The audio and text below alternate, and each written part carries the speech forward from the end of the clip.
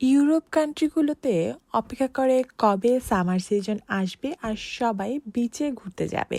যেহেতু ইউরোপ কান্ট্রিগুলো শীত প্রধান দেশ, তাই এরা অপেক্ষা করে সামার সিজন আসার জন্য, কারণ তখনকার রোদ গায়ে মাখতে ওরা খুব পছন্দ করে। এই সমস্ত দেশগুলোতে ভিটামিন ডি এর প্রচুর অভাব থাকে, তো ভিটামিন ডি এর জন্যই ওরা রোদ পোহাতে সমুদ্র সৈকতে চলে যায়। তো এই সামারে আপনার জন্য ব্রাইটন হতে পারে সুন্দর একটা উপভোগ্য স্থান।